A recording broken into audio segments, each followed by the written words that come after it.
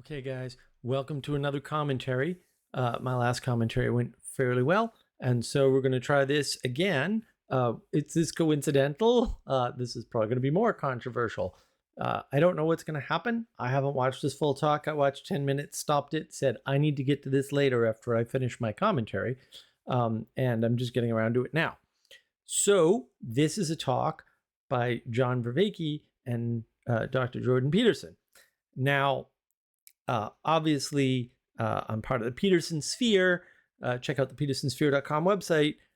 It's got a timeline of Jordan Peterson's sort of adventures, right? His origins, kind of, and where that's all led. So obviously, I'm a big fan. I have his books, all of them. Yeah, the third one's coming, or his fourth book, but the third one, the 12 Rules for Life sort of sequence there, is coming. I don't think it's shipped yet, but it should ship soon, or so Amazon tells me. Big fan. Been to see him. Saw him in Charlotte years ago before the whole dust up there. And obviously, you know, as I said in my last commentary, big fan of John Vervaeke for various reasons. But also, I see a problem. Right? I see things going off the rails, going astray.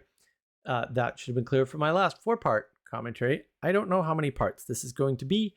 I certainly hope it's not 4, but if need be, then it shall be.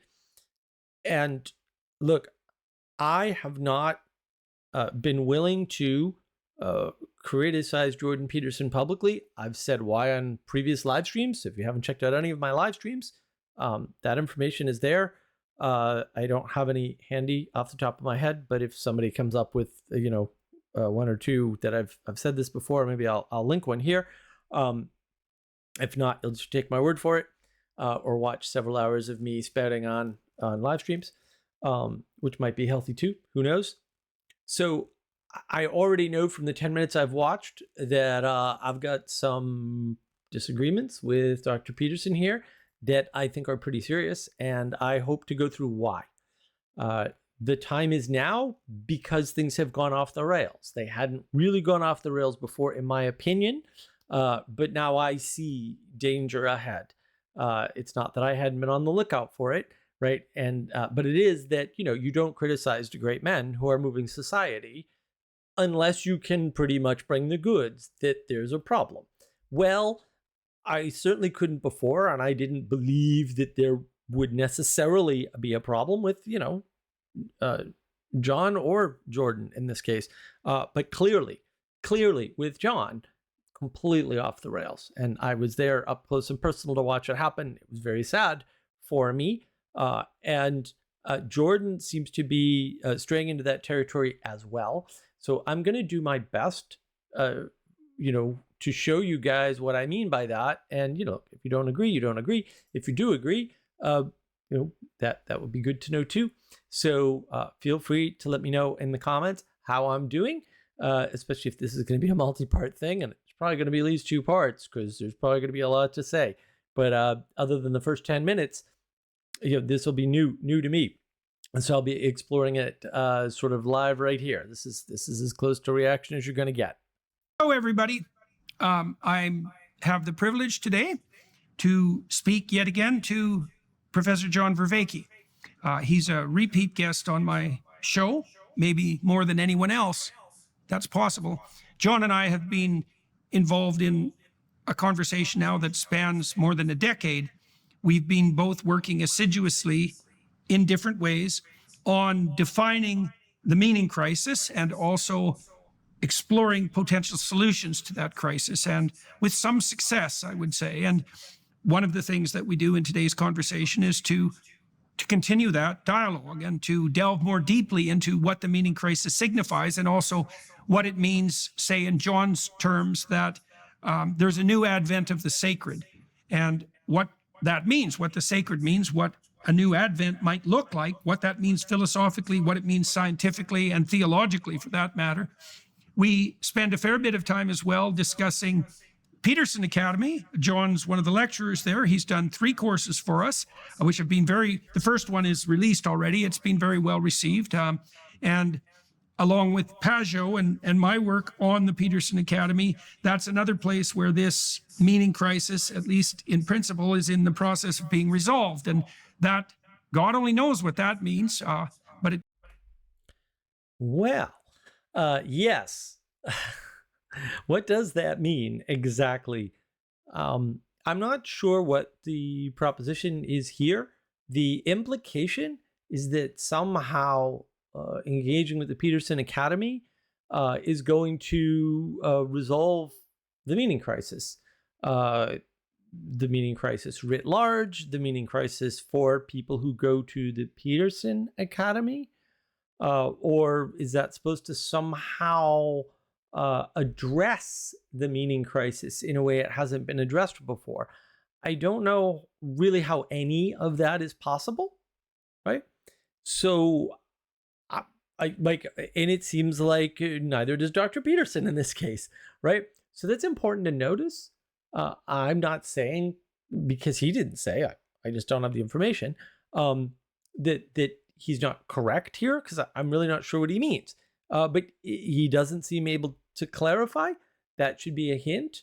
I would like to note that I do not feel as though Peterson Academy is addressing the academia crisis, for want of a better term, or the collapse of higher education that seems to have happened.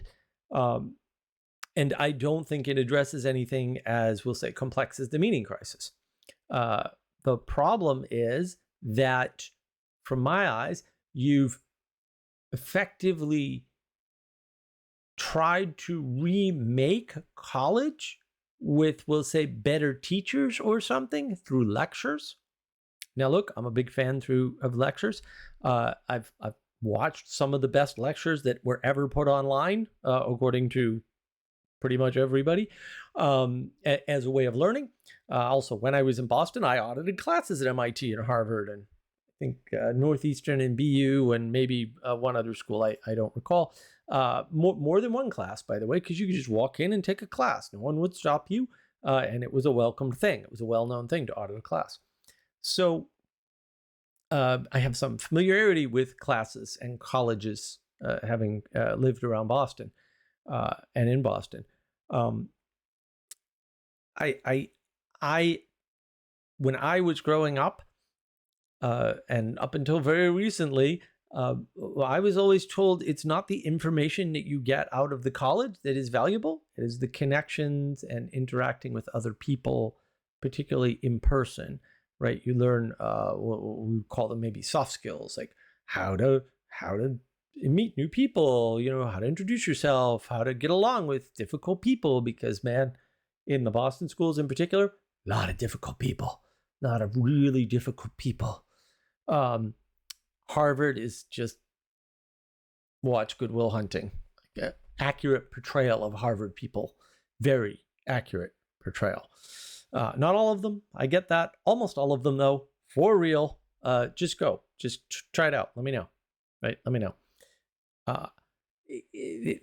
This idea that removing that component, the in-person component, and maybe forcing it to be that way, like, oh no, you have to be on campus, you can't, drive in here, it's not a commuter school, is somehow going to be better, especially with respect to something like the meaning crisis, where John Vervaeke talks about the participatory knowledge. Well, you're not going to get that to the degree online that you're going to get it in person, no matter what else you say, right? There's automatic not going to happen.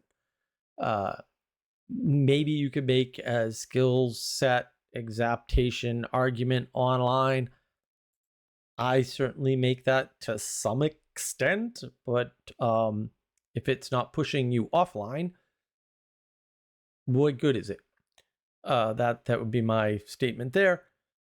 So I'm not quite sure that Peterson Academy is even, quote, a good idea to do what it claims to do. There's my big critique of Peterson Academy. I will not be signing up. I don't have any interest in their gnosis, in their knowledge. I just don't. I used to enjoy a good lecture now and then. Obviously, I listen to all of Awakening from the Meaning Crisis and probably all of Peterson's early online work. I'm not saying they're bad, but also part of the Prodigy's commentaries is to point out maybe they're not giving you what you think they're giving you, and maybe they're putting thoughts in your head that aren't good because the people have bad thoughts and they don't necessarily know that.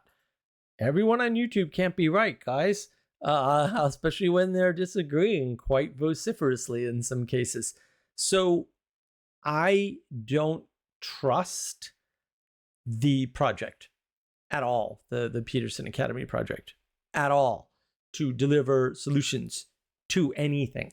I don't think spreading more knowledge, that's a flood, is a good idea at all. Even we'll say, quote, good knowledge. But A, you got to prove to me that it's good knowledge. And B, you've got to prove to me that it's useful in the world, not just good for the sake of good. There's a place for that, but the place is not online, I would argue. And you're going to need to link the meaning crisis back to doing in the world, right? Because I would argue one way to understand the meaning crisis is the doing crisis, where people think they can do things they can't, or they say they can do things and they don't, or they try to do things and it doesn't work, and they blame the world instead of getting better for themselves. And that will certainly throw you into a meaning crisis if you're not doing things, but you think you are because you learned something online, or you're trying to do things and they all fail, and then you think it's the Illuminati or the lizard people. Because I see that all the time. I understand I'm oversampled on frustrated online people, for sure, but also that might be the most important demographic to address. Let's see what else he says. It seems to be a genuine phenomenon. And so, in phenomenon, that means to shine forth, by the way, and that does look genuine. And so, well, John and I had the opportunity to delve more deeply into all of those issues, and that's great fun. That fun, that's an enthusiastic fun, and when that makes itself manifest in a conversation, you see that in itself is something like the advent of the sacred, because a conversation that takes you outside yourself and beyond yourself and into the future and up into the realm of higher possibility is a manifestation of the sacred that's been characterized for centuries as part of the process of the logos. And it's so useful and interesting to understand that you can experience that, and that you do experience that when you get caught up in let's say, an exploratory conversation. Wow, that was a lot. So this idea of fun and linking it then to this conversation that is somehow greater than you and therefore exists in the sacred. I heard his argument. I'm familiar with all of those terms. I'm familiar with that pattern of speaking, and I don't buy any of the thesis he laid out because he didn't link it. It wasn't actually linked. He said something about genuine, enthusiastic, fun conversation, and then leapt into exploration that allows you to explore outside yourself. Fair enough. I mean, that happens. Like, I get that. But why is this of that nature, and why is that sacred? Because I would argue, actually, that has nothing to do with sacredness. The fact that you learned something new or had an exploratory conversation, I like the exploratory, by the way. You should focus on that. Everybody should focus on exploratory. That's more of a neutral condition. It's not good. It's not bad. You're trying to find out if it's good or bad, effectively. Yeah, it's a third state. Yes, that would be important to talk about, right? But the fact that that happened, that there was exploration, does not make it good in and of itself. And I get the distinct impression that we're going to hear more of that sort of rationalization over and over again. That's a rationalization, okay? Something happened does not mean something good happened, right? Things happen all the time. Entropy is real. We don't normally consider entropy to be a good thing. We might consider it to be a neutral thing, but generally entropy is a bad thing because it means we have to maintain the things we built. So I don't know why he's making this link of exploration and discovering things outside of ourselves with sacredness. There's no need for that, would be my argument. I just wanted to point that out because I don't like that move even a little bit. We talked about other ways you can get caught up in love and enraptured by beauty, but the thrill, the enthusiastic thrill of a conversation that's transformative is a marker for the emergence of something that the world depends upon, right? And that's something sacred. And wow. That's a bold thesis. I couldn't possibly agree with any of that. Just my personal opinion. I think that the thing the world depends on is more like taking out the garbage and watering the vegetables than it is like some personal revelatory experience, which seems to be what Dr. Peterson is describing. I find this an about face from some of what he was talking about in Maps of Meaning, right, where plumbers have saved more lives than doctors. So this seems like a change to me. Maybe this is, this isn't the first time he's been talking like that. I don't know. I haven't been following his work all that closely for a while now, right? I kind of got the gist. One of these days, maybe I'll try to read Maps of Meaning again, but my goodness, that book is dense. I am looking forward to the third in the 12 Rules for Life series. But this seems like an about face. There it is, tangible as hell. So that's a very useful thing to know. I don't think the sacred is tangible, and I don't think your revelatory, transformative, whatever experience is tangible by definition. So I'm a no on that. I think that's an error. I think it's a flat out mistake. And I don't know why that would be useful if it were true. What tangible thing happened as the result of? You can make an argument that I'm quibbling over words if you wish. I don't think so. I'm open to the possibility. Leave me a comment if you didn't like it, but it's not tangible. It's not independently verifiable either, which is usually how people use the word objective, as near as I can tell. What they mean is independently verifiable. In other words, it's not just in your head. Other people can have the exact same experience of it. And in order for that to happen, it has to be outside of you. But Peterson hasn't described anything outside of him. He's described, well, John maybe had a similar experience and therefore. I don't think that's a sufficiently high bar. So join us. So, good to see you again. Good to see you too, my friend. We spent a lot of time together this year on the tour in particular, eh? Yeah, on the tour. So you got any thoughts about the tour? Well, I mean, and the gospel seminar too. Right. Well, right. The gospel seminars was a very profound experience for me. As you know, I was a little bit hesitant because I don't consider myself a Christian, but you were extremely welcoming. You were good to your word, as you always have been with me. And of course, there was a lot of people there that I'm very fond of: Douglas Headley, Jonathan Peugeot, Stephen Blackwood, and I became fond of some people like Greg Horowitz, and so it was. I had a really amazing time, but. Yeah, well, I'll give people the background on that. So, John came down we tipped it in Nashville, eh? It was Nashville, yeah. Yeah. So we did, as many of you watching and listening know, I did a seminar with a group of people on Exodus that we released a year ago on the Daily Wire. And it's become the most popular thing they've done, apart from What is a Woman by Matt Walsh.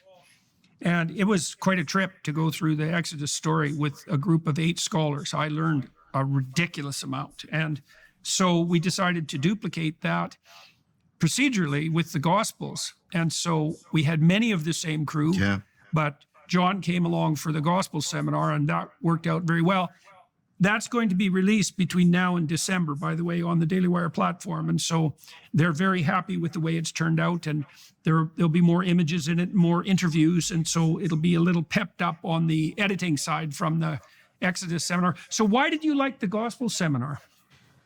I'm not making a comparison to the Exodus because it wasn't there. But well, as you know, I was brought up in a very sort of fundamentalist Christianity, and so I've had a very slow, at times therapeutic, rapprochement. And I hope that came through in my how I showed up at the gospel seminar. Oh, definitely. And I came to like sort of a profound. This sounds like a Hallmark card, so I know you won't take it though. But I came to a sort of. So, I look. I've had my fill of sort of commentary on John Vervaeke here for sure. This dismissiveness towards Hallmark cards, I just want to point that out. That's a little weird to me. Like, what's wrong with Hallmark cards? I understand that if you engage with things that seem like manufactured, cliched speech or something, can seem sappy somehow. But that doesn't make it untrue or ungood. And so to use it in this way as a contrast, but then claim, well, I don't want to seem like a Hallmark card. It's a good tell for, you're about to seem like a Hallmark card.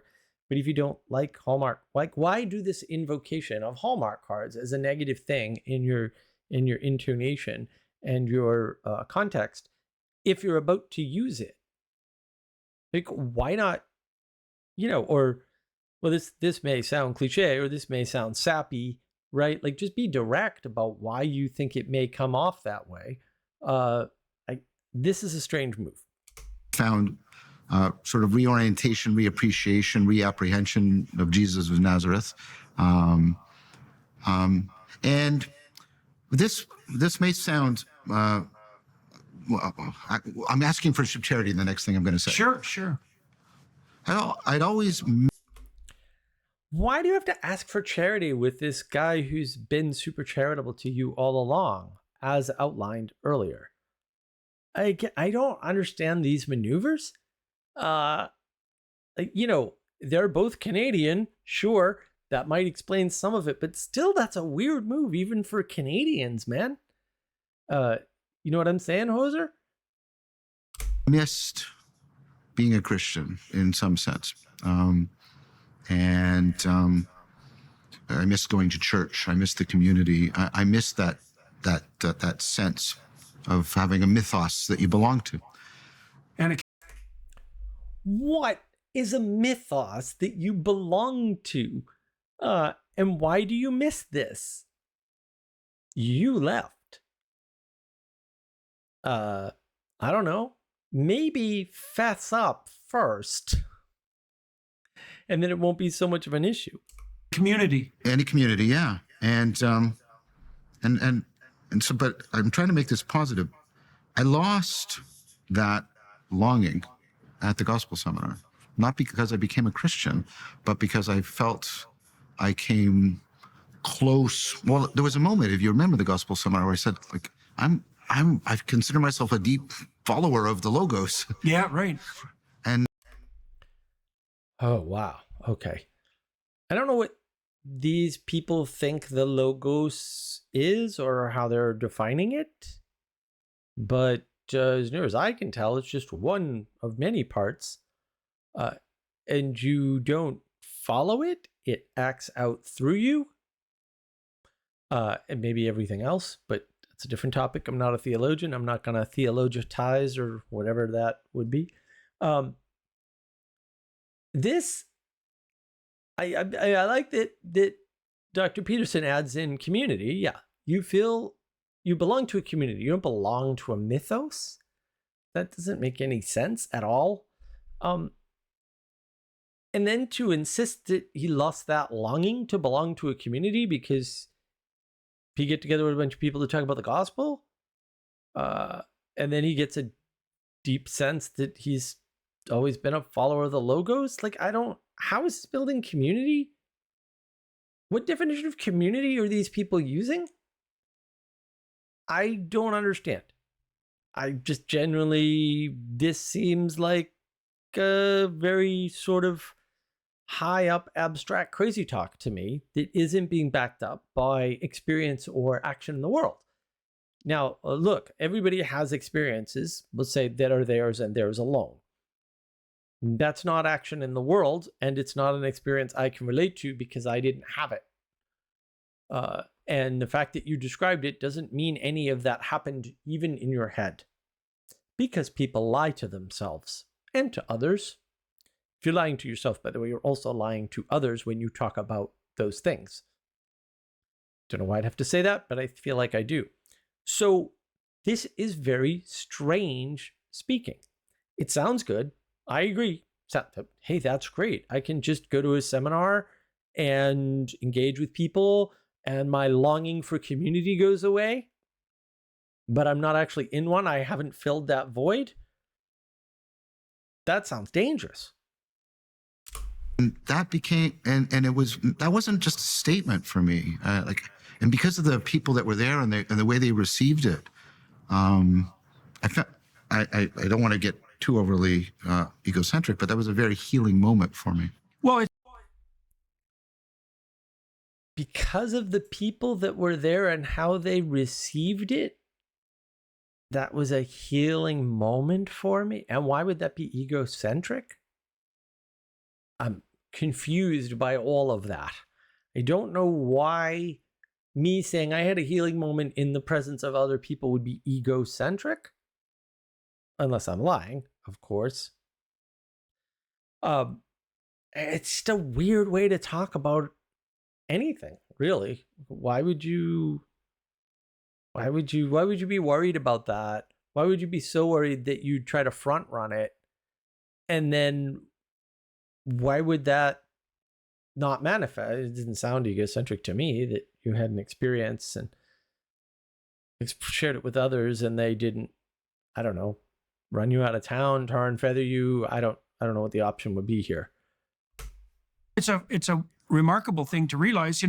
I had a discussion with Elon Musk recently, and he had a very cataclysmic existential crisis around 13 or 14. And, Musk has a world-class intellect, so it's not surprising that it happened to him early.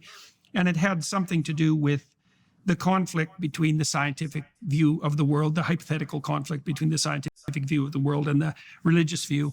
And it took him a number of years to resolve that. And I think essentially the way he resolved that was by realizing his identity with the Logos. Now, that's not exactly how he put it, but then he didn't have the benefit of the gospel seminar, for example. But what he discovered was that he could find intrinsic meaning in life by pursuing the path of the exploration of truth, right? And I don't think there is any real difference between the Logos and the pursuit of truth. Now, Wow. If you were pursuing the truth, although it's not clear how you would have been doing that, don't think Dr. Peterson's made it clear, maybe. Why would there be a correlation between, we'll say, high intellect and having a crisis early? That just doesn't wash for me at all. I suppose you could make an argument for higher IQ individuals get their higher IQ earlier in life, but I don't think that's in the data. It might be. I don't know why that would lead you into existential crisis sooner. Look, my experience is, especially with smart people, or it was New England, so technically they were wicked smart people, is that they don't hit existential crises such as the one that Dr. Peterson described at any particular time frame. Usually it happens as a result of an interface with something traumatic, right? Or that most people would consider traumatic. The loss of a loved one, breaking up of a long-standing relationship, getting caught as a fraud. I've seen that one cause people crises. Making a mistake. Some people are very tightly wound and they make one mistake and they don't catch it, like they normally would. And other people find it first, and this devastates them. You see this at MIT, or at least you used to.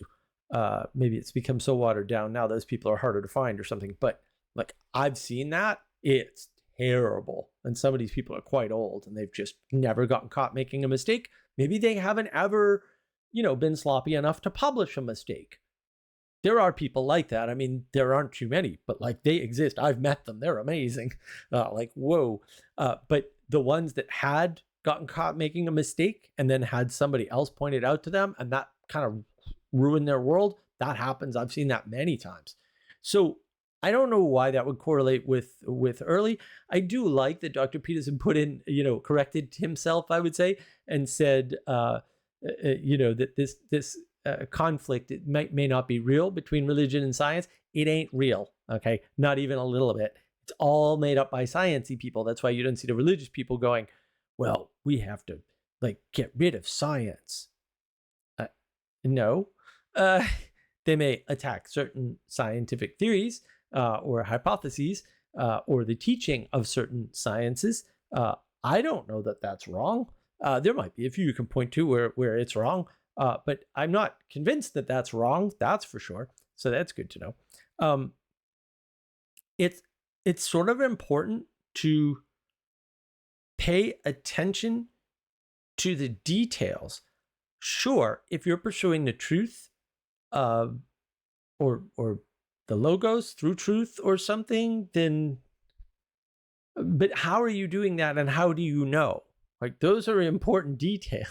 Because if you're just doing things, they're not automatically good. And this seems to be an assumption based on pursuit of the logos is automatically good, or pursuit of the truth automatically gives you the pursuit of the logos, or vice versa.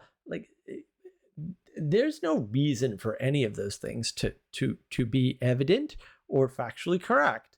So I don't, I guess bring the goods on that. That's all.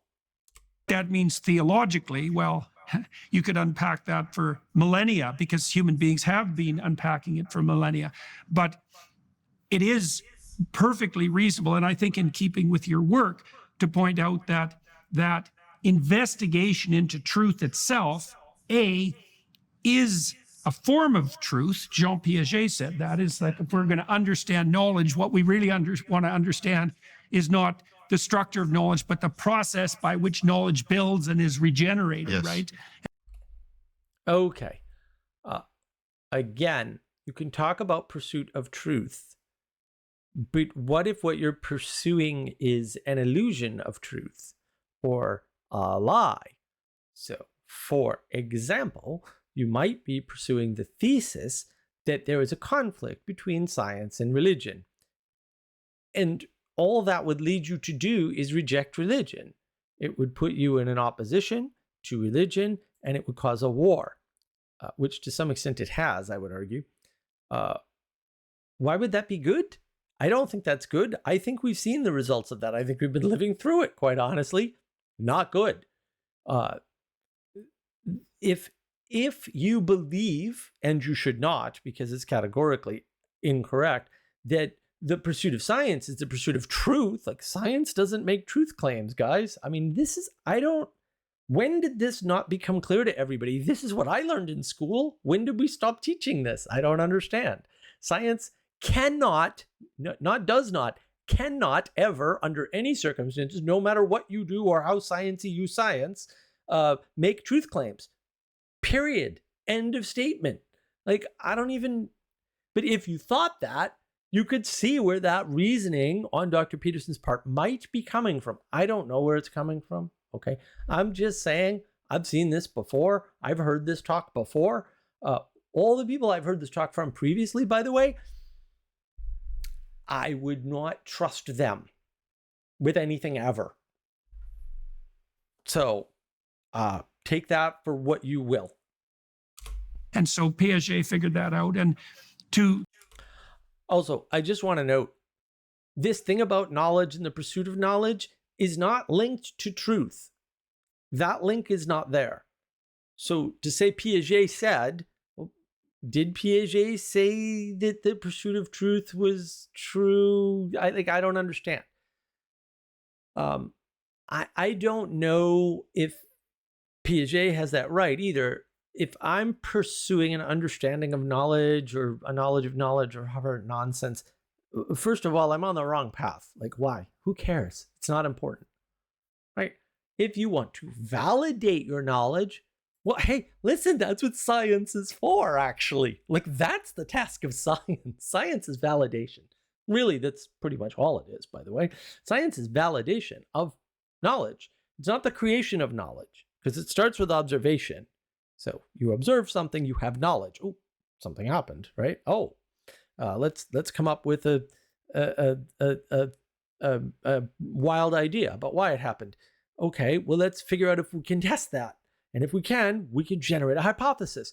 If we actually test it, then it becomes a hypothesis. Yay, and not just a testable hypothesis, but a tested hypothesis. Now, it either gets thrown out, which is the most likely scenario, by the way, thrown out immediately, because it's wrong, or it gets accepted.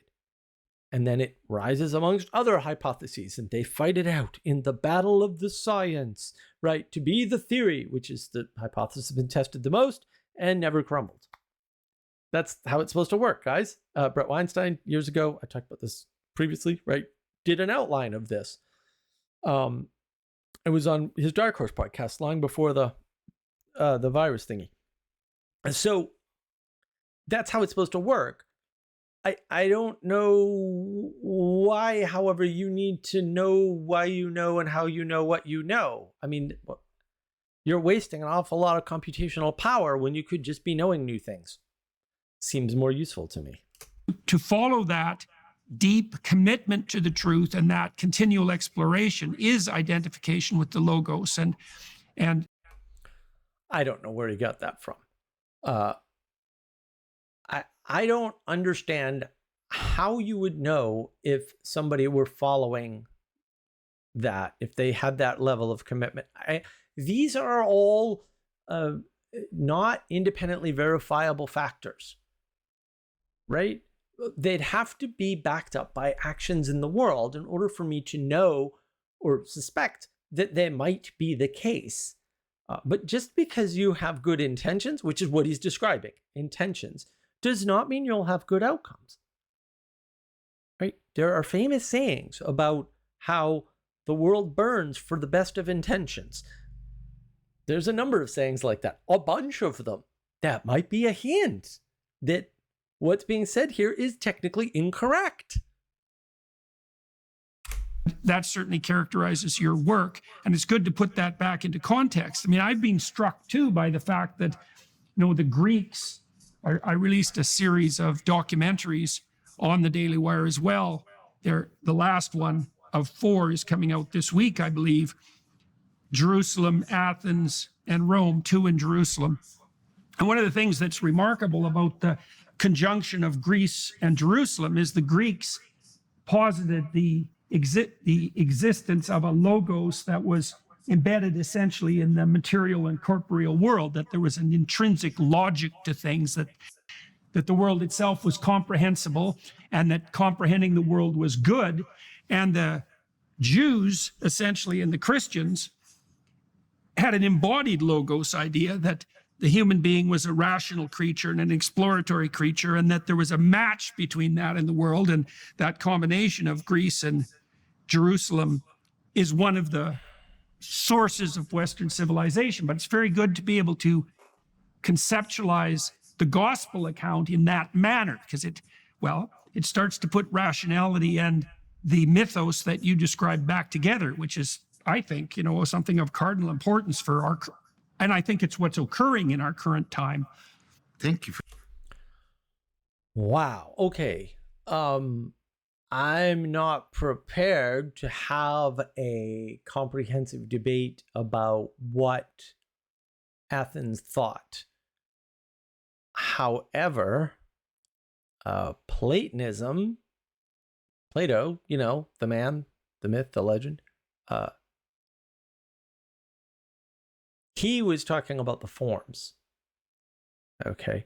So the fact that the forms are implemented in the material realm, as I like to call it, is not a surprise. It's sort of like the functioning of the material realm. If you limit the logos, as I believe was done here, to a manifestation within the material, I think you've missed the point. I'm just going to state that outright.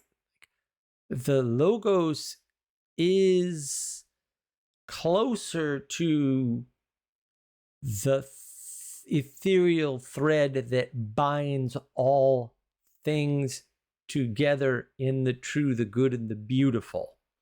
It is not reducible to truth. It is not reducible to movement. It is not reducible to pursuit of truth. And it is not obvious to us. The idea of intelligibility, at least for Plato, seems to be based on the forms, right? Like, how do we know that something's a triangle? Oh, we have, I think it's before our birth or something, or during our birth, encountered a triangle, or the triangle, because it's the realm of the forms, in the realm of the forms. And it is the only possible perfect triangle, right? Perfection only exists in the forms. And that is how we know all other triangles. Okay, so that means that in order for intelligibility to work under the Athens model, which I think is what Peterson's referring to, although it's a little fuzzy here for me as to what he's referring to with Athens, because that could mean a lot of things. That would mean that the logos would have to connect the realm of the forms, the ethereal realm, the realm of perfection, by the way. Weird that the Greeks thought of it that way, huh? Very strange. Anyway, with the material realm, right?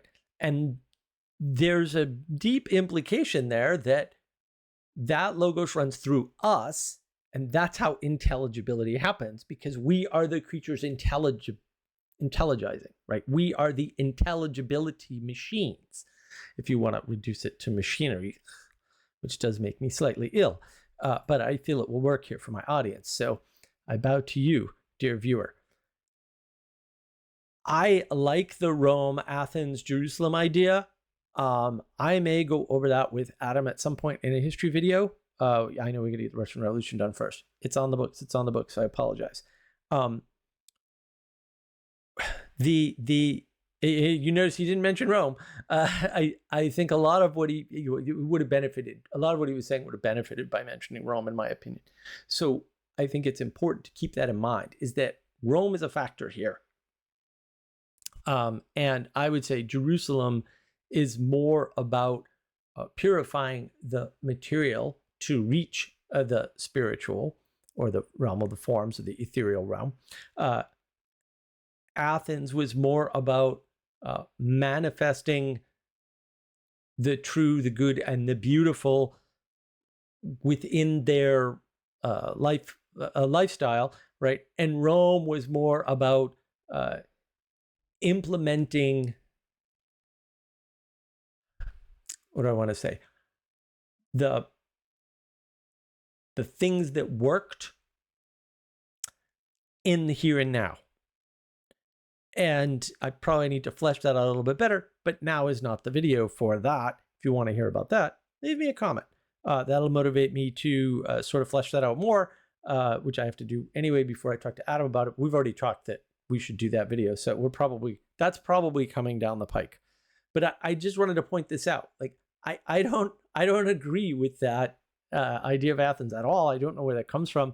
I'd be interested to watch that. Maybe I'll watch that lecture series if I can get my hands on it, and see if see what he's talking about there, because that doesn't make any sense to what I've heard. And I've heard a few people talk about the Rome, Athens, Jerusalem sort of triangle, triumvirate, trinity, mysterious, in that way before, right? Like, these are the pinnacles of Western society or Western culture, or Judeo-Christian religion, whatever. This is not an unheard of thesis. for saying that. I think that was very well articulated. For me, it afforded, because the kind of truth we're talking about is existential truth. We're not talking about just propositional truth. Right. There are types of truth now? Oh, I don't see a memo on that anywhere on my desk. Strange. What would be, I mean,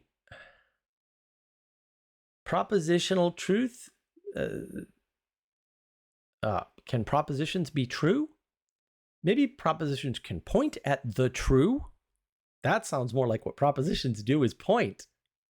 What's an existential truth? I don't recognize that. I know the terms used. I'm not saying I haven't heard that before. I've heard that trick before. Believe me, many times.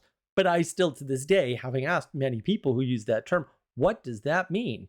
I haven't heard a satisfying definition, a coherent definition, a definition that makes any sense. And most refuse to answer it and go, you don't know what an existential truth is. I probably can't explain it to you. I'm like, okay, dude, then why'd you use it?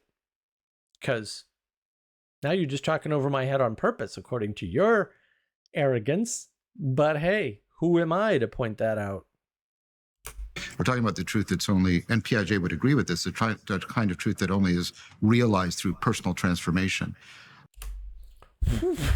What? Piaget would agree with this? Why? Did you dig him up and ask him? Or did you have a seance and ask him? I'm getting kind of scared here. Like, what? The only truth through transformation? I mean, how are you differentiating a good transformation from a bad one? Or you're just saying all transformation is good? That's emergence is good sort of attitude, by the way. Might be a hint. Where are these definitions? Like, I don't understand. Like, a truth gotten through transformation. Maybe, but I'm not sold. Like, how do you know? Are you sure that happened? I'm not. I don't.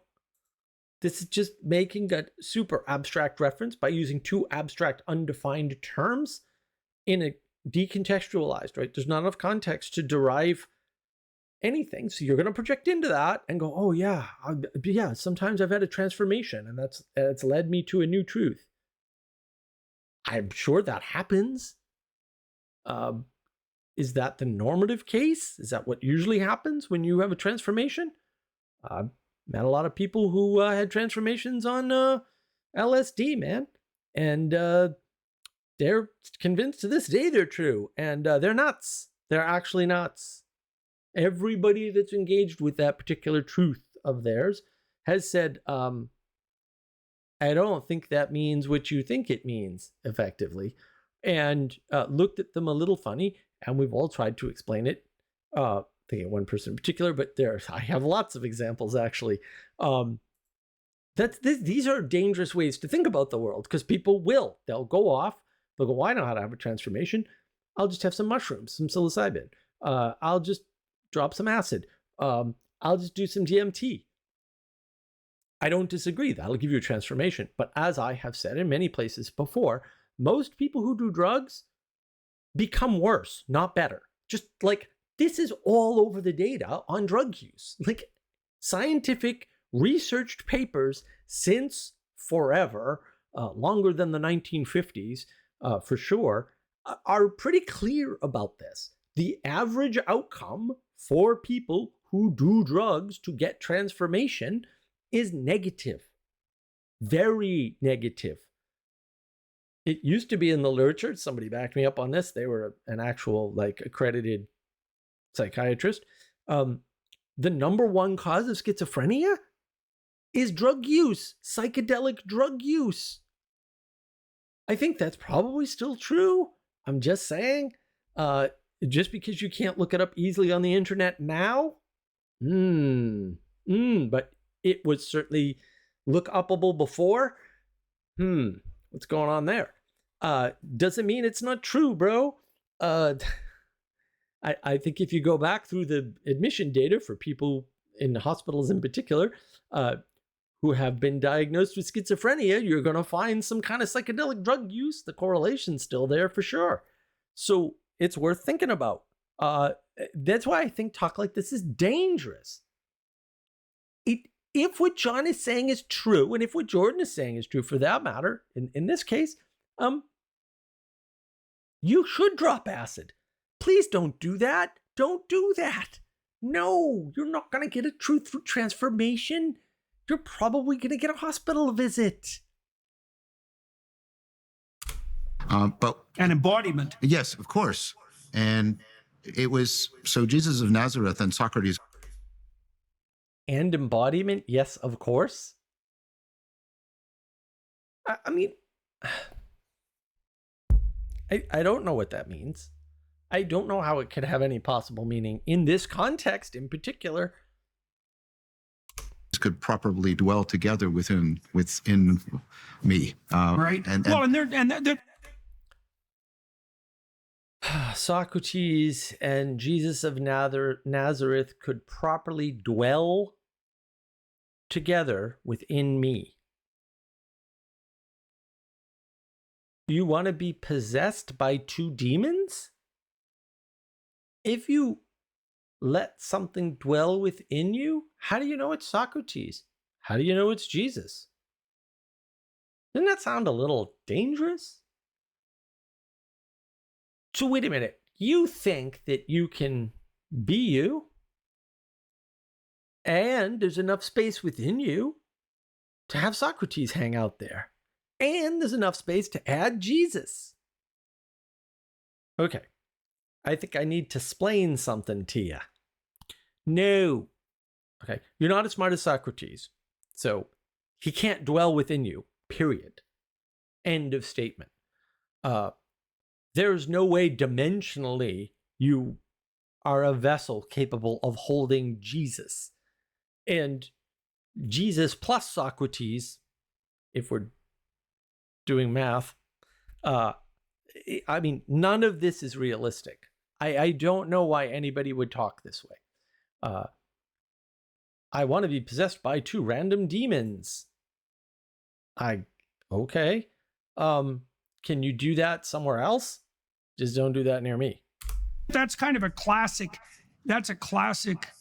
Western view as well. I mean, even Dante put the Greek philosophers in the uppermost echelons of hell, right? I mean, which was a compliment in a fundamental way. Justin Martyr said that Socrates was a Christian before Christ. Right. And there's and that was part of that juxtaposition of Greece and Jerusalem, right? Yeah. Because it was evident that the same spirit was trying to make itself manifest in two different ways. You have two different notions of the logos that are complementary, right? The Greek notion is this notion of gathering things together so they belong together, so they're intelligible. Yeah. And then you have the Hebrew notion of the logos as the way in which, like the way in which language and thought create and make and speak into existence. Of course, we do it in a very limited fashion, and then the idea is there's some sort of ultimate aspect of it, and then they're brought together.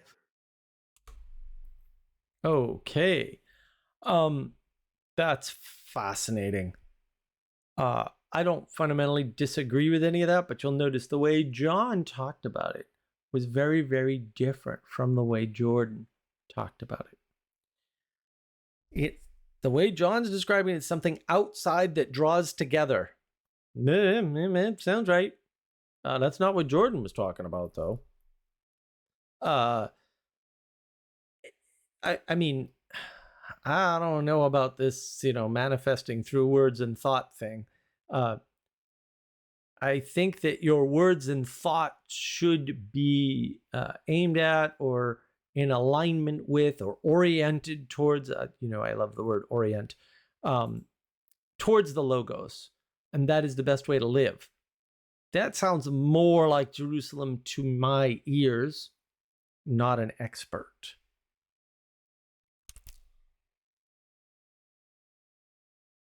Well, one of the things that I wrote about, I have a new book coming out in November, and I actually drew somewhat heavily on Richard Dawkins for parts of the book. We Who Wrestle with God. We Who Wrestle with God. I've read it, of course. Right, of course.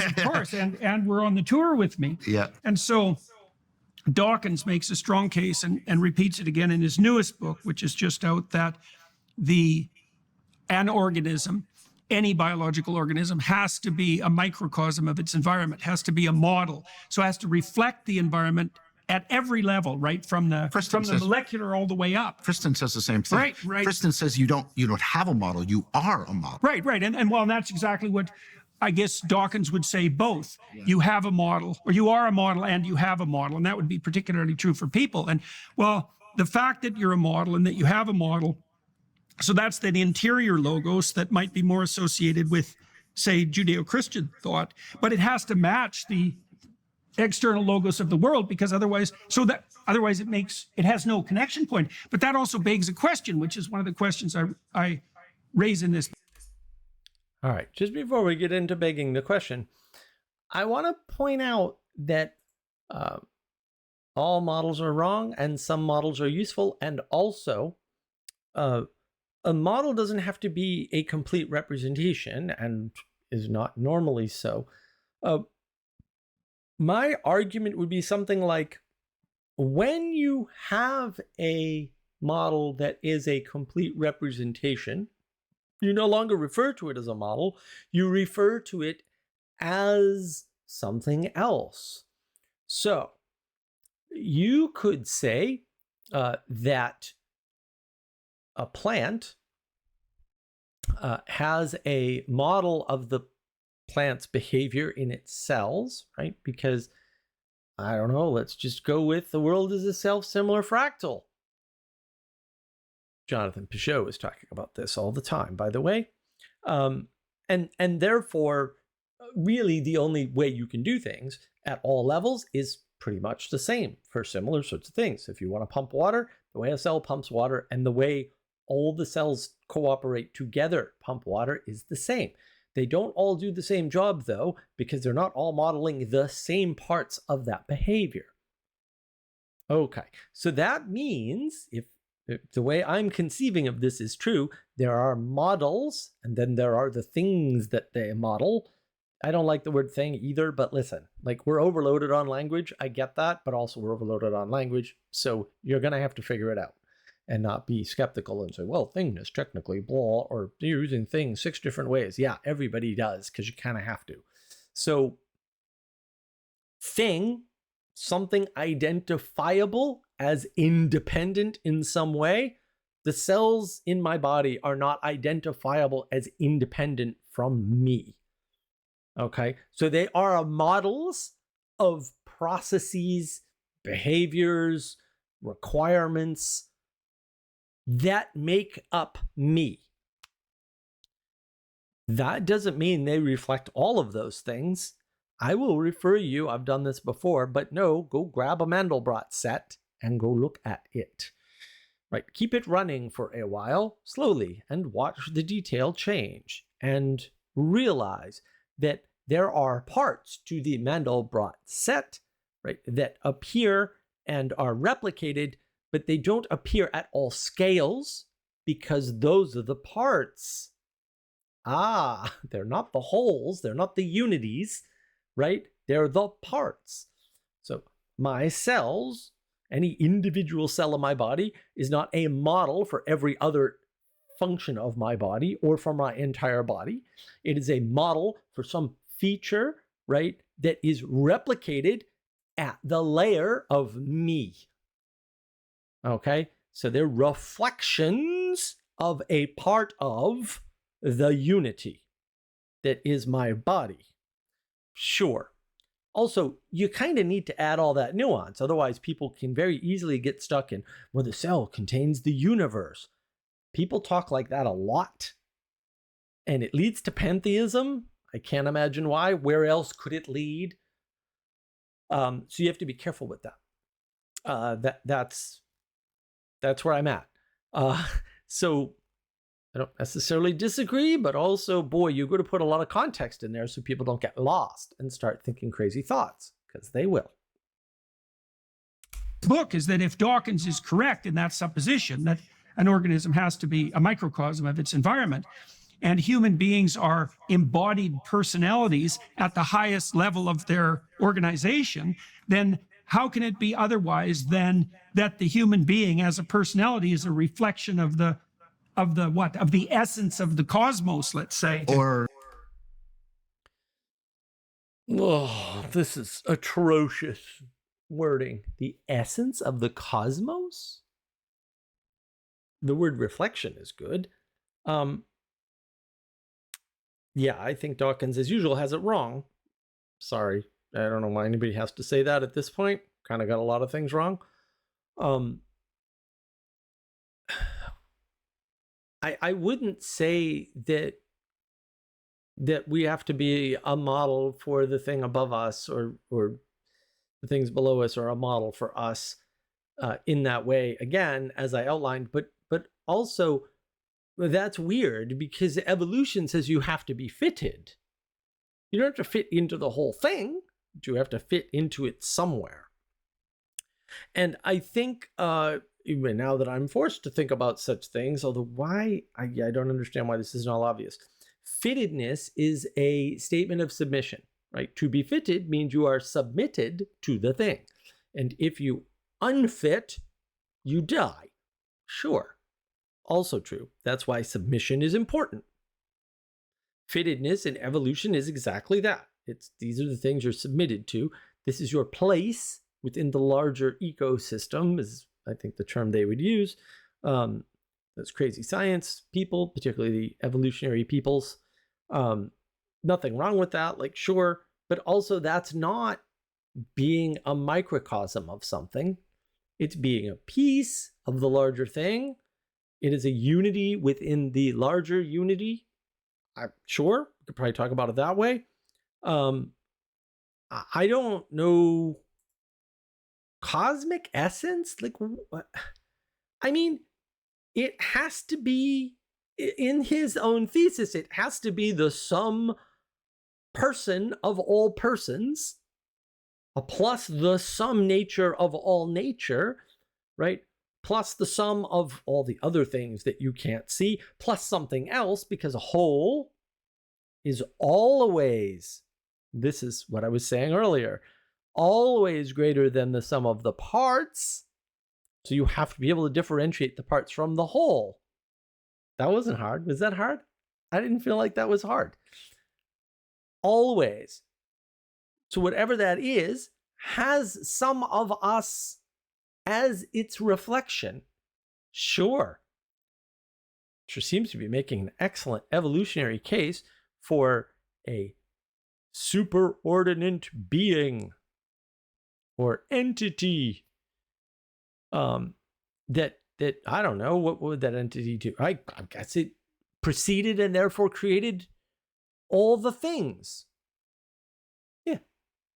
Yeah, pretty much. I think every Catholic and Orthodox and Anglican would agree with that, by the way.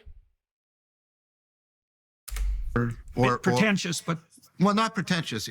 I mean, it could be taken as pretentious, or you could reframe it as, there are potentialities in reality that are only actualized in our personhood, right? And they reflect, and without us, access to those principles in reality would not be available. Well,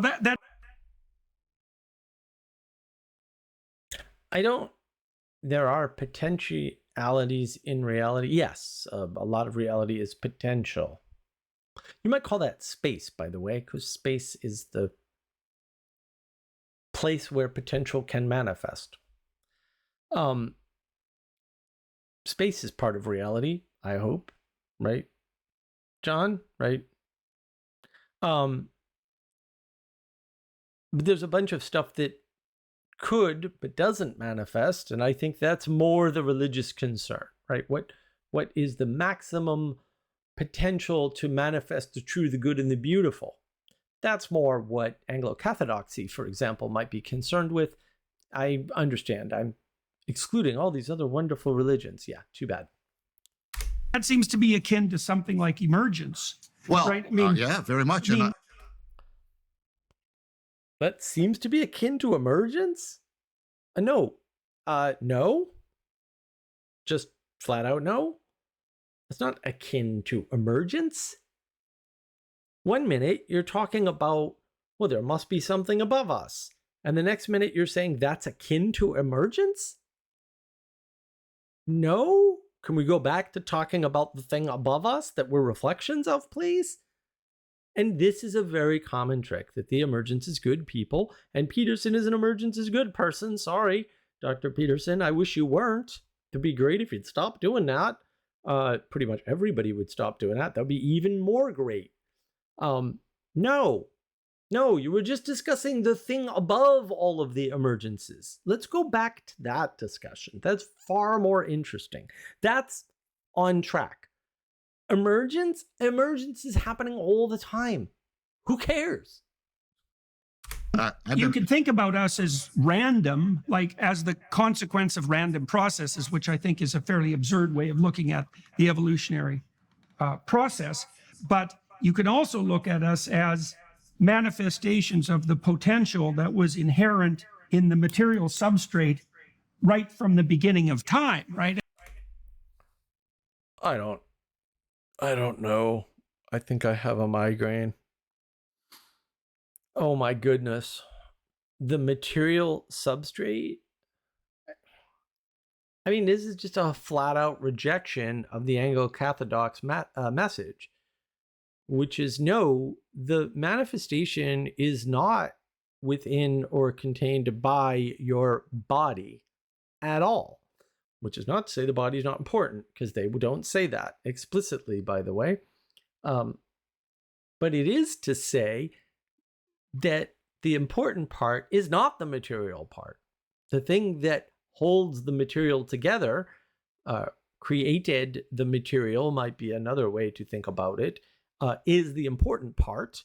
And in fact, it's important because not only is it there, we'll say pre-existent, if we want to use secular scientific crazy language, which I guess we have to with these people. It also creates, right, or has a role in creating the material. That, I think, is a much healthier way to talk about all this. So I don't know why Dr. Peterson's going here. I'm probably going to cry for days. And we know that these potentials exist because, well, hydrogen and oxygen join to make water, and what that, and so on up the chain of complexity. And what that seems to indicate to me is that there's an unrealized potential, even in the simplest of material forms, that contains within it, well, whatever possibility is. It's very difficult to define, but that it isn't that possibility makes itself manifest in an entirely random manner. It reflects something like an implicate order in those lower order material properties. This is a very odd line of reasoning. It's also incorrect. Sorry. It's absolutely incorrect. Okay. Let me try this again. I don't know who said this, or how many people have said this, or even how many times I've said it. The whole is greater than the, anyone, Bueller? The sum of the parts, which is a direct contradiction to what Dr. Peterson just said. The thing that causes that potential to manifest in that way cannot be in the parts by definition. That is why science can't find it. That is why physics goes, I don't know, bro, randomness. That's why they do it. Oh, look, there's a field of possibility. Oh, and then there's Schrodinger's cat. And then there's the Heisenberg uncertainty principle. And then there's the observer problem. Need I go on? Those things are outside of the realm of science. They are clearly not in the material anywhere. And I think part of the problem here is that scientists have a really, really hard time with this idea of sample bias. If you sample on success oh, look, hydrogen and oxygen get together and they do the water thing. And you don't sample on all of the other atomic reactions that result in nothing. Then you go, wow, it seems like the potential for hydrogen and oxygen to get together and form water is in the hydrogen and oxygen. No, that's not what the data says at all. In fact, it says quite the opposite. It says, hey, why this reaction over that reaction? Now, this has been cast a number of different ways. Friston has his free energy theory. Sure, I get that. That's based on this ridiculous molecular idea and atomic idea of the properties of atoms that allow them to stick together, and that's what conveys preference. Whatever, right? Other people have this idea of preference as such, and not energy theory. But by the way, the irony is I agree with Friston. Friston's right about free energy. He's just wrong about like the sources and all his axiomatic assumptions, I think, or most of them are complete bonkers. With this idea of preference, well, where the hell does preference come from, guys? Like, you're not answering a question. You're just using a new scientific word to get around the fact that you didn't have an answer to the question that was just asked, and so you just inserted a new word into the vocabulary. Thanks. Also, please don't do that. Can we just answer the question with like the verbiage we have? And if we can't, can we say, oh, I don't know. That's easier. It's way easier, right? Because you don't know. Like, if you have to keep reinventing new things over and over again to explain the things that the last batch of scientists couldn't explain also, by the way, then maybe you're just stuck in a loop. And maybe it's not helpful. Maybe you could put your considerable intellect, or better yet, your time, energy, and attention towards participation in the world instead of coming up with new terms for old walls that science has been hitting from the beginning. That would be helpful. Okay. This does not follow this idea that the whatever is required to make the water out of the hydrogen and oxygen is contained within the hydrogen and oxygen atoms. And of course, let's suppose you're, how do I want to say this, bigger than a hydrogen and oxygen interaction or something, a water molecule, a single one, right? Because that's what we're describing here. We're not describing the larger case. We're describing the small case. Let's not confuse the general for the specific and the specific for the general here. Let's stick at the scale, at the layer of analysis, I think Peterson might use, that we started with. Because then we have a hope in getting to the bottom of things. And if we don't do that, we'll become untethered fairly quickly. This happens all the time, by the way, in these sorts of conversations. Let's suppose you're bigger than a water molecule. Don't know what that would look like. Might look like, I don't know, Tuesday. So when you examine it and you notice how it's behaving, or maybe you examine the hydrogen and the oxygen and how they form, you have the limitations of all your tools to look that small. Oh, that might be important. You're a bunch of constraints by the tools. You're limited by the environment in which you're working. Probably a lab, by the way, because trying to find something that small sort of happens spontaneously in nature. Probably not an option. That isn't to say you don't have an accurate and precise picture. I'm just pointing out there's a lot of variables going into this. It's a lot of assumptions, right? And then in order to explain the apparent miracle of hydrogen and oxygen getting together, you posit something like, I don't know, what we call these things? Properties of hydrogen atoms and oxygen atoms that enable this to happen. What choice would you have? What are your alternatives? Okay. But what if that isn't what's happening at all? That's just our best approximation, or worse yet, our best approximation of a description of what happens. Oh, wow, no one ever thinks about that, do they? Apparently not. Apparently not. We've already got a bunch of constraints, guys. Sure. I don't know. I'd rather just say, look, it's a miracle that we have water. Who cares how it happens? or properties. So you're turning in, and this is a great joy for me. You're turning into a Neoplatonist, because I mean, you have emergence up, Right. But emergence up has to be constrained.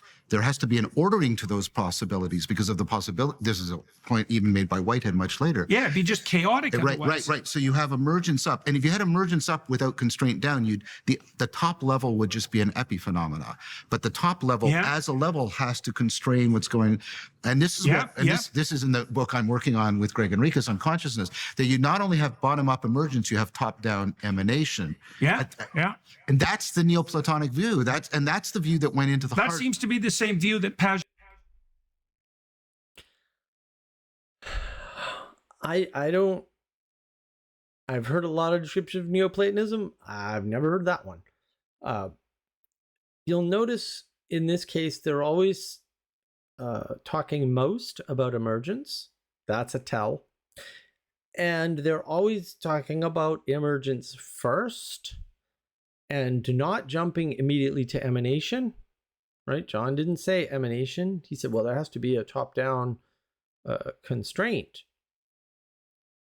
Constraint doesn't have to be top-down, by the way.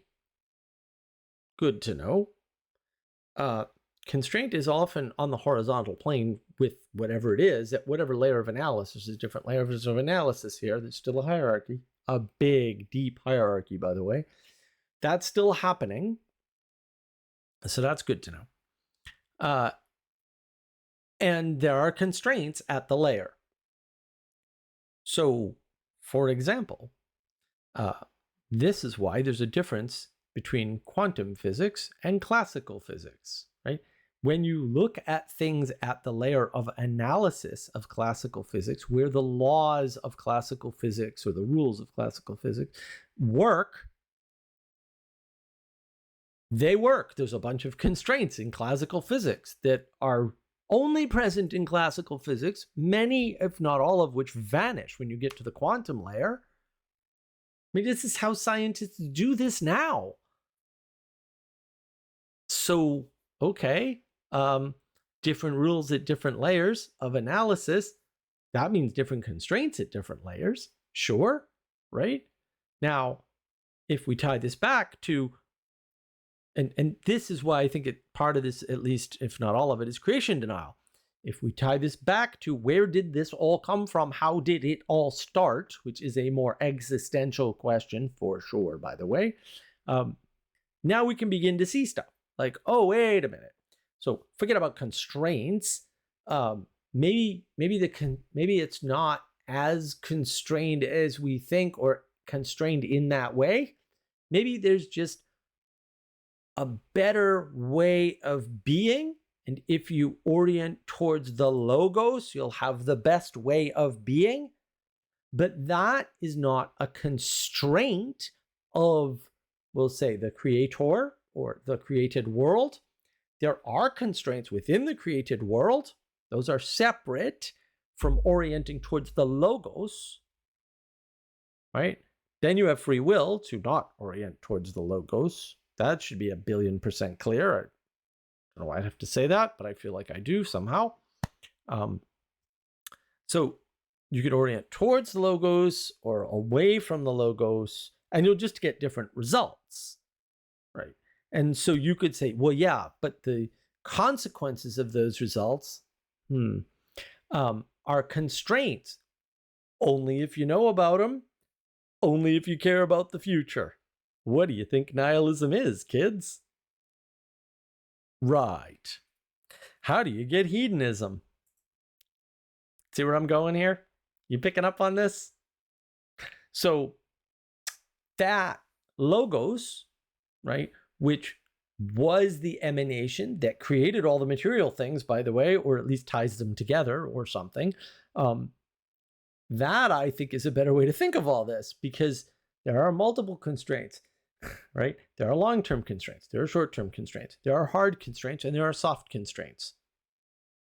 And then there's the logos, and those aren't the same thing because you have free will. Okay, sure. Getting a better picture of maybe what the Anglo-Orthodoxy in particular are on about with all this. How do we navigate this? Well, we better have a lot of tools and not just a book. Holds, I would say. Well, of course he does, because he's an Eastern Orthodox Christian. And as we're going to say, Christian Neoplatonism is at the core of people like Jonathan Pageau and Bishop Maximus. Okay. I've said this before. I feel like I have to say it again, in particular in this video. I had a talk with my buddy. His YouTube channel is Dr. Lantern Jack. Great guy. He's talked to John twice, by the way. Those are good talks. You should check them out. Maybe I'll link one of them here. I asked him once about this Neoplatonism thing. And first of all, my thesis remains Neoplatonism is a bogus term. It doesn't refer to anything and cannot refer to anything. But what he said effectively, and I'm paraphrasing, and I apologize to Jack in advance.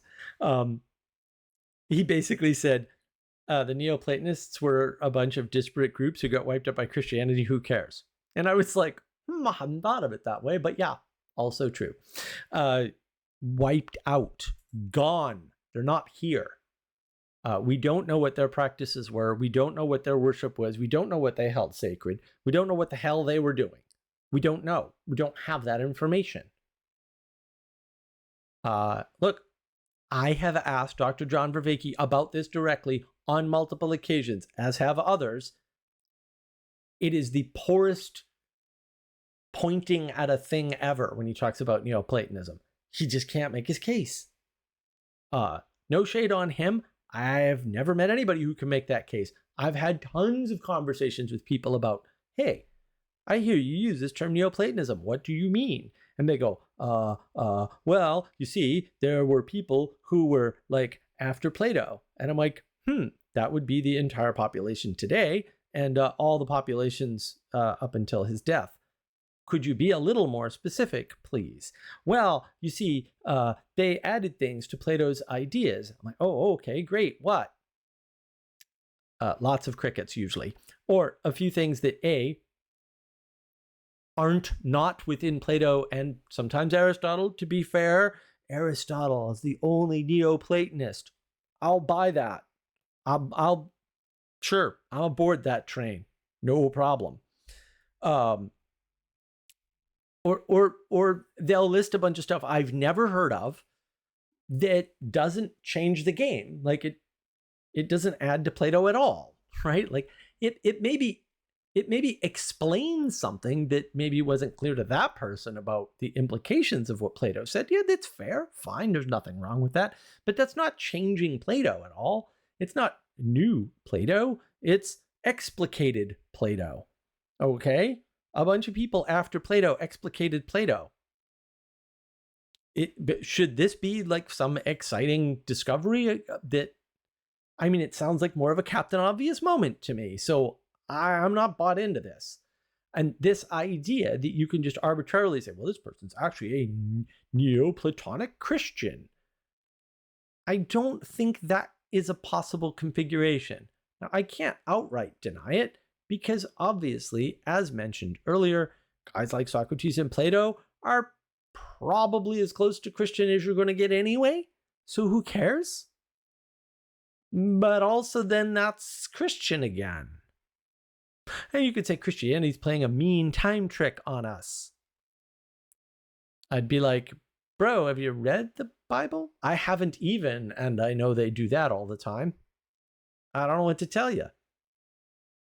Yeah. Eastern Orthodoxy, all of Christian mysticism is profoundly influenced by Greek Neoplatonism, but especially Eastern Orthodox Christianity. Yes, very much.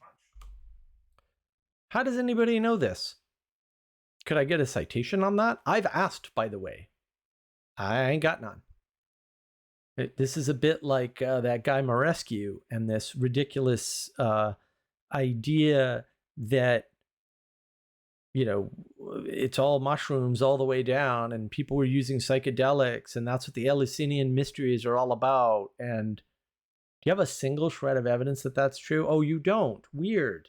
That's odd. It's almost like you made the whole thing up in your head or something. I don't know why that would even be relevant. So let's suppose the Neoplatonists have a bunch of rituals that they were doing, and the Christians came in and stole them all. Dun, dun, dun.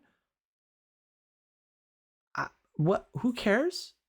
Like, what difference does it make to the world? Even if that happened, which you have no evidence for, and there's a lot of evidence against, because they got wiped out, remember? So either they said, hey, screw this Neoplatonic belief that I have with my 5 buddies sucks. I'm going to go be a Christian, right? Or eventually their silly little Neoplatonic group of 10 people died out. And Christianity won the day because it was better. That's what better would mean in that context, by the way. So it's sort of axiomatic. Apologies, but also... Yeah, so I really enjoyed the gospel seminar. I learned a lot. It was quite a cognitive effort to get through that in a week. You did a good keep all job. that on track. Well, thank God for that. I was pretty much out of it for the next 3 weeks in consequence, but it was well worth it. So, and I have a follow-up volume to the book I'm going to publish in November. Wow, I just want to point something out. Cognitive overload happens to Dr. Jordan Peterson, folks. How often does it happen to you? He's pretty wicked smart, as I would say. He's a pretty smart guy. And obviously I never had my illusions about him not being able to be cognitively overloaded, but there he is admitting it. So even the great men, if you want to go there, and I guess I'm going to go there, get cognitively overloaded. So that means you do too, by the way. Be careful. Curate your signal. Be cautious about what you expose yourself to and how quickly. Take time to integrate. Slow down a bit. Go for a walk. Maybe 2. Which is specifically on the book of Job and on the Gospels. And this seminar certainly helped me flesh that out to a tremendous degree as well. I'm just in the writing now. I'm just getting to the story of the crucifixion and resurrection, which is, of course, the most complex and challenging part of that entire narrative. And so, yeah, I remember when we ran the gospel seminar, everybody was worried about that. Oh yeah. Well, we were worried about the seminar period, but I thought it went extremely well, and we were very happy to have you there. And I mean, everybody, one of the wonderful things about the Exodus seminar and the gospel seminar is that Logos spirit, everybody abided by that Logos spirit 100% of the time, because everybody was trying to extend their knowledge instead of trying to prove that they were right. Exactly. That Logos spirit? What a strange way to talk. I would refer to what he just described more as the spirit of cooperation. A manifestation of cooperative processing, right? Where if no one's trying to prove that they're right about something, they're not putting themselves in opposition. They're not an opponent. They're not doing processing through opponent processing. Oh, yeah, that sounds good. Right. And whether or not they're following the Logos, kind of up in the air on that. I wasn't there. I don't know that they know, by the way. It's a bold claim to make in my mind. But hey, could be. Like, I'm not gonna say no. I can't. I wasn't there. But also, I like this idea that everyone was there to cooperate and not oppose by putting their idea first, right? Or insisting on their idea, which would put you in opposition to the spirit of cooperation. That's how I would frame all that. If you've seen my channel before, you'll know why. Exactly. Right. And that's something like the opposite of that Pharisaic religious pride that's often conceptualized as the ultimate sin, right? Is that, when you're trying to hammer home your status because you're right about something, that's a completely different game than trying to build something together that expands you both in the course of the conversation. I think the seminars were flawless examples of that. Everybody played extremely well together, Like despite very the way you play views. music. Like Okay. I am not sure why Dr. Peterson is tying up religion with arrogance. Arrogance happens independent of religion, and Dr. Vervaeke once actually said, at least once, but I know for sure once, and I don't remember which video, probably not going to be able to link it here unless I can find a way to find it. But he actually said, more atrocities were committed by basically the secular project than by the religious project. That, as near as I can tell, is true, right? And that is the result of arrogance, believing you can know the world or calculate the world or find an acceptable level of dead bodies in your mechanized warfare, vis-a-vis the Great War, for example. So this is a strange claim to make because it's counter to all the evidence we have. I would say that rather than religious people making arrogant claims, I would say that's strictly a function of academia, in particular, of the sciencey folks. We just saw an example of that with a recent, quote, pandemic that definitely could not have been a pandemic or anything resembling a pandemic. That might be a good example. There might be a half a dozen good examples in that one incident right there of non-religious people, avowed atheists, being arrogant and insisting on something tyrannically. How interesting. That's sort of the polar opposite of the way Peterson just talked about that. This is what I mean by off the rails, guys. I don't think Peterson would have said it that way a year ago. I could be wrong about that. But he seemed to be on the right track before about where the goodness lies and how to get to it. When you go to Maps and Meanings lecture series, for example, you hear a lot of that. You hear a lot of this idea of orienting higher, aiming up. That's not how he just described the gospel series.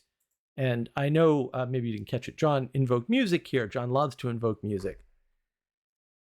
The problem with music is that music is neutral.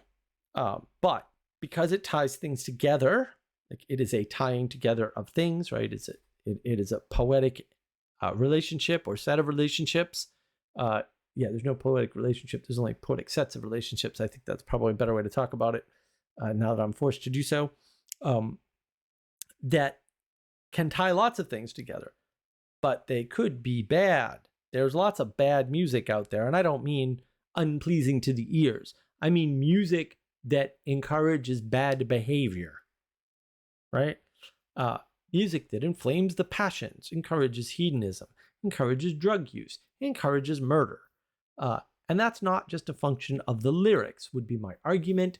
This is not my argument alone. This is a very old argument.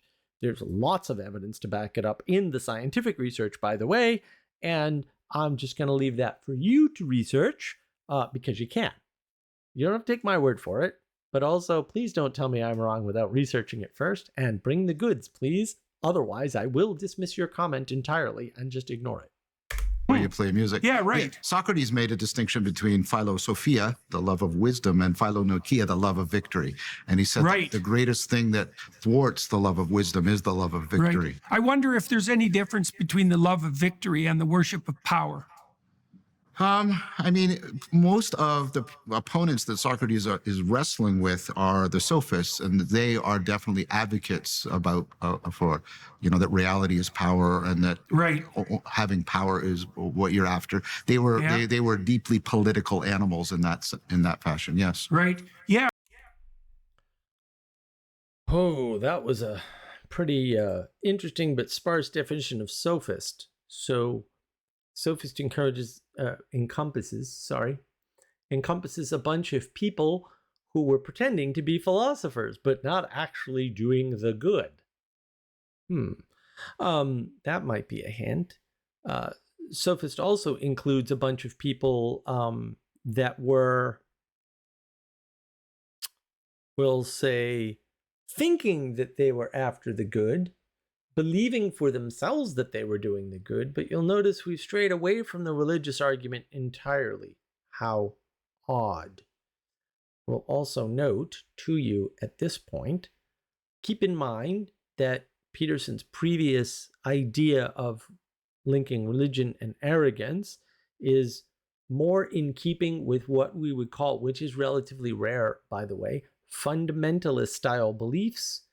Those generally tend to be in Protestant versions of Anglo-Catholic theology, we'll say, which is a split off, right? It leaves out a bunch of things, and then you have to rely on the book because sola, sola, sola, sola, right? This thing alone, that thing. By the way, there's 5 things alone. Don't know how they do their math, but might be a hint. So that's worth engaging with, right? They're talking about a very specific sort of set of denominations or set of attitudes that apply to Protestantism that don't apply in the same way or in the same quality or even quantity, I would argue, in Anglo-Catholicity, right? And casting all religion under that. I don't think that's fair, but that was the description and how it unfolded. And now they're just away from religion and talking about power and politics. Both bad frames. I have a video with a reasonable definition of power, I think. I'll link it here. I haven't heard these people describe what they think power is. I'm not saying they have to or anything. I'm not like, oh, you didn't say whatever. I don't think the sophists thought of reality as power. I think the sophists saw the ability of influencing people through argumentation and wielded that to influence people to their desired outcomes. Okay? And the philosopher doesn't have concerns that would allow them to do that, even though they're using all the same tools. And so the difference between a sophist and a, quote, true philosopher, and this is how Plato talks about it in the Republic, certainly, which I did actually read with a book club. Don't read that book on your own, please. My goodness. That difference is a difference of final cause, a difference of telos. It's not a difference of tooling. It's not a difference of skill. It's not a difference of intelligence. It's a difference of what is your aim in using these tools, in using your skill, in using your intelligence. That's the only difference between sophists and the, quote, pure philosophers or good philosophers. So that's important to know. Yeah, well, so one of the things I've wondered about too in recent years is, so imagine that there are different forms of conceptualization and action that can lead to something approximating a higher order unity. And power would be one, because you can unify to some degree with power. I mean, it produces a counterposition, because if you use power on people, they tend to rebel. But at least for some periods of time, you can use command and force to bring together. But interesting. Okay. So one definition that I hear, right, if you pay super close attention, people use for power is control through force or threat of force. That sounds an awful lot or really close to what Peterson is describing there. Use the word force, for example. You can't bring people together through control or through force. You can gather people together through control or force, and then you get the mob problem, right? Which may not manifest, by the way, right? Like, an out of control mob is not, a guaranteed condition. It's not even necessarily a common condition. But it is a likely outcome if you gin up, either keep mobs around long enough, Occupy Wall Street, this happened a few times, right? Or if you just generate enough mobs, eventually they'll get out of control and do the mob thing. So I wouldn't call that a bringing together, right? The only thing that can bring you together is something higher, right? And then people volunteer voluntarily go towards that thing. And again, like Peterson used to talk about this. There's a star, a North Star, right? And you follow that. And then, I mean, I don't think he talked about it this way, but like, what if a bunch of people were following the same North Star? Aha, that would bring them together, right? What would not bring people together, to Peterson's own point, is force, because, or whatever his definition of power is, which again, I think is control through force or threat of force in this case. It's hard to tell. Because that creates a bunch of disunity or rebellion. But rebellion happens without that, by the way. Plenty of people are rebelling against things that they aren't being oppressed by or don't exist. That's happening a lot right now. I don't know why. A lot of people are just like, you shouldn't lead a group. It's like, yeah, but they don't. So I don't know what you're rebelling against if they're not in charge. Maybe you should rebel against the person in charge if that's what you're upset about. I don't know. You left our group, so you did a bad thing. You're rebelling against getting rid of them? That doesn't make any sense. You're probably just having a slight mental breakdown and should probably seek some help. I have a sneaking suspicion that it's much better to bring people together in a unity under the aegis of something like the Logos, which is that game of genuine exploration and self-transcendence. But maybe there could be a corollary to that, which would be the Logos is the game. What? Self-transcendence? No, there's no such thing as self-transcendence. I don't know where anybody gets this concept from or why they think it's a valid way to speak. You can't convey information by saying self-transcendence. First of all, you cannot define the self. That's been tried for thousands of years at this point, and everyone's failed. So that might be a hint that it can't be done. Second of all, what is transformation? Third of all, is transformation always good? Fourth of all, how would you know the difference? Okay. So you're pursuing this truth through the Logos or with the Logos. I can't really tell anymore. And that pursuit in and of itself, when it generates self-transformation, which makes no sense, then this is, I'm sorry. No to all of it. Okay. Is the Logos the thing you follow, or is it the thread that holds together the world, or is it something else? And again, where's it coming from, right? So why aren't we talking about orienting up here? This is because where emergence is good, folks, and we keep doing emergence. To be fair, science deals with emergence. That's what science deals with. That's what science deals with best. That's what science deals with kind of exclusively. Science does great emergence, man. That's what it's for. Sure. It can't do the complete emergence, by the way. That's good to know. But that's like it exists in emergence. But let's talk about emanation for a minute, because that's where emergence comes from, by the way. And that's how you know good emergence from bad emergence. Does it match an emanation from above that is a good emanation, that is a true emanation, that is also a beautiful emanation? All three, please, right? Why don't they ever talk about three things at once? Why are they always reducing everything to one? Because that's what the scientific method requires. Right. That's why. No other reason. What's the thing they're best at? Science? They want to use science and scientific method to save the world, or to understand the world, or to make a better world, whatever. No shade on their intentions. But also, they want that because that's what they're good at. And if the answer isn't science or scientific method or something that can be derived from the scientific method, they're left out in the cold, potentially. Potentially, they don't like that idea. No, of course not. Your ego, your unconscious, doesn't like that idea at all. So it desperately wants to find an answer that matches the skills that you think you have. But that doesn't mean that you can do that. And that doesn't mean that it's the right path. And that doesn't mean that there's an answer there. Oops. But you want there to be, sure, because you want to be able to participate at it as the best person that you think you can be. Better answer might be change into the person that can manifest that, and don't worry about what it is necessarily, and maybe get the guide of a distributed cognition through time, which is necessarily smarter than you are anyway, maybe a long-standing, long-lasting tradition with lots of tools. May I refer you to Anglo-Cathodoxy?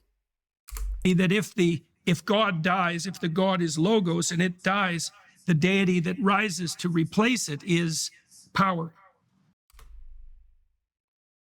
What? If God dies and God is the logos? So that we've reduced God to logos. Or so it seems. It's sort of hard to tell what's going on there. And then if that happens, power replaces it? That's not evident. That's not logical. It's not rational or reasonable. I don't even know what that is. That's kind of strange way to talk about logos and God. What would kill God exactly? How would God die? What does it mean for God to die? We haven't really defined God yet, have we? Huh. Boy, that makes all these other questions completely unanswerable. Yeah, it kind of does. And we've linked God and logos so closely that if God dies, the logos goes away. Fair enough. But what's that relationship? Which one has primacy? So how does Mark define materialism?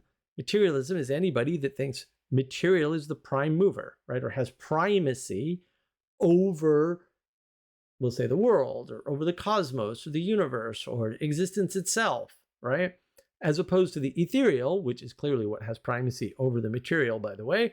That's why I'm not a materialist. It has nothing to do with my, quote, belief in non-material things. That doesn't make you a materialist. Plenty of materialists have to admit that there are non-material things because they think, and thoughts are clearly non-material. That wasn't hard. Was that hard? That didn't seem hard. And there's other proofs for this, right? There's got to be a dozen at least. So whatever, however you come to it, obviously the material can't explain things or a bunch of important things, and therefore, whatever. So materialism can't be the belief in only material things. It has to include something like a belief that material is the mover, right? Or a reduction of Aristotle's four causes down to three, probably two, usually one. And that cause is not Aristotle's material cause. It's three of the causes in one, and they just throw out final cause. Make final cause great again. Wow, you do what you frequently do. That's very pregnant with a lot of possibilities. I mean, first of all, that notion of dialogos by means of a logos, yeah. And then I think that's something we practice, like we should practice and do a lot of work about trying to help afford people being able to practice that as an explicit practice. Okay, so how would you do that? We still haven't defined logos as near as I can tell. What's dialogos? What does it look like? How do we practice it? These are good questions. I wouldn't mind some answers to these. Again, these are questions we have asked John before in various forms, through various methods. I don't believe we've had any satisfying answers yet. John does have practices around so-called dialogos. We were very skeptical of them when they came out. The results from those practices were not great, I would say. All the people I know that participated in them fought horribly and blew up an entire Discord community that I helped to build, by the way. So I'm not happy with John's dialogos practices, just to put my cards on the table, because it definitely had a negative effect on a community.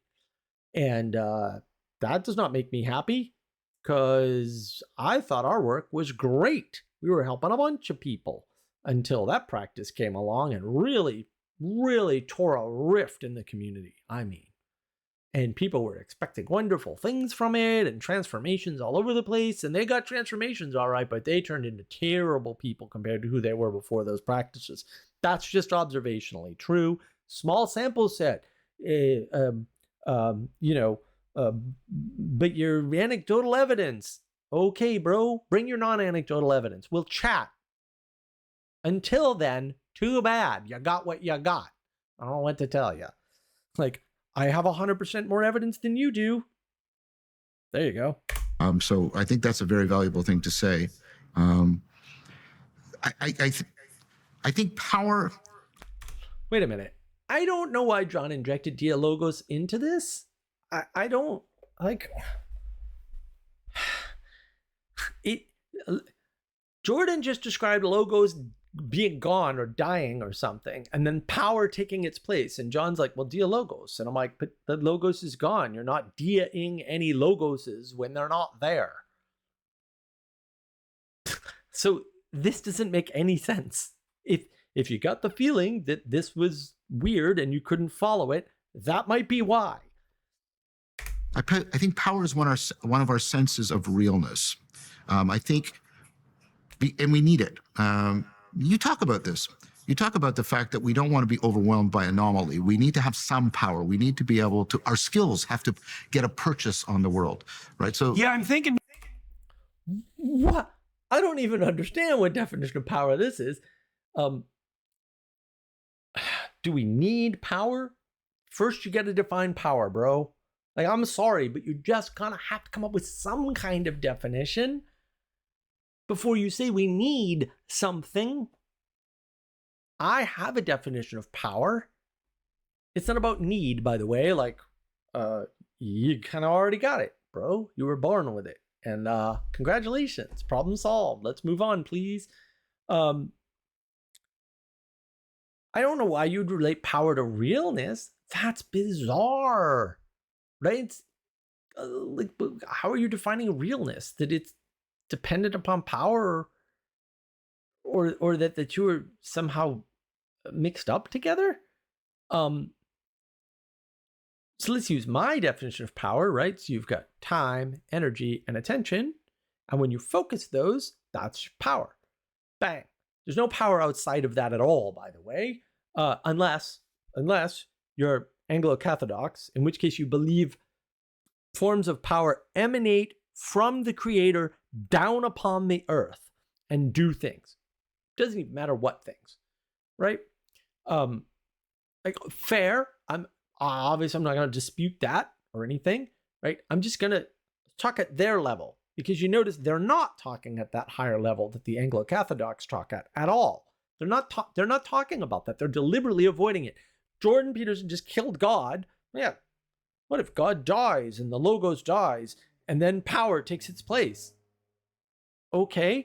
There's no power above anymore. I'm going to walk with them there because I think I can, right? I don't think that Anglo-Catholicity would, or anybody in that, would have an easy time abandoning the power emanating from above, right? And being able to talk secular, we'll say, the way I think I can anyway. Hopefully I'm doing a good job. If power is wrapped up in reality, yes, part of your power is shaping and manifesting the reality that you're living in. Reality has to be seen on a spectrum from past through present to future. The past reality constrains the possibilities for the present and future realities. Yes.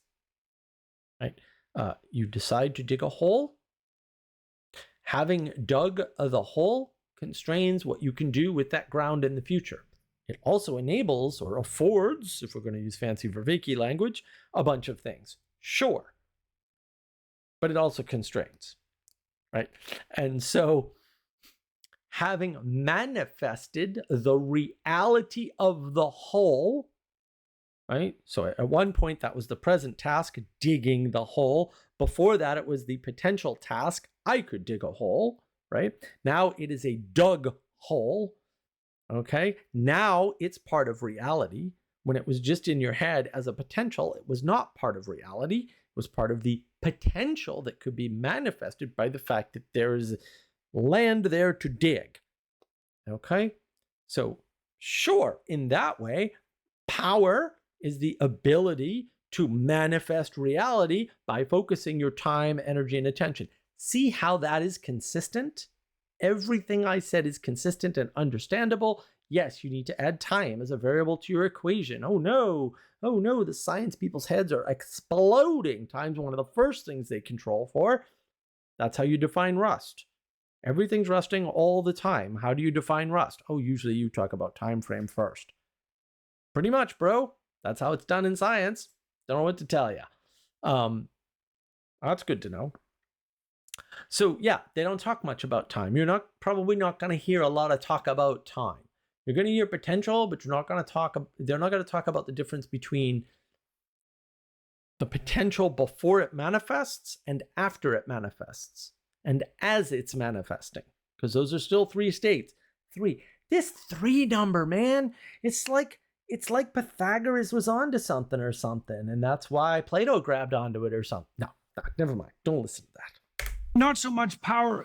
That's more of a Nietzschean notion of power, I would say, a functional. I'm thinking more of compulsion, right? Like that I can force you to abide by the dictates of my. This is better than power, with power as force, not power so much as that ability mark of reality. Yeah.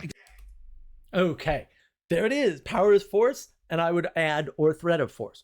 When most people talk about power, I'm telling you what I hear is force or thread of force, and control through that mechanism. So power as control through force or thread of force. Yes, that's how almost everybody recently has been using power. I don't think that's wrapped up with reality. Just going to tell you flat out. So look, I've been going 2 hours. I've gotten almost 22 minutes in. I think this is a good stopping point for now. We'll see you next time. I'll do it all again, and we'll see how far we get. Look, let me know in the comments how I'm doing, if I'm leaving stuff out, if you want to hear stuff. I am recording videos based on people's requests. I've already done that. I will continue to do that. And thank you very much for your time and attention.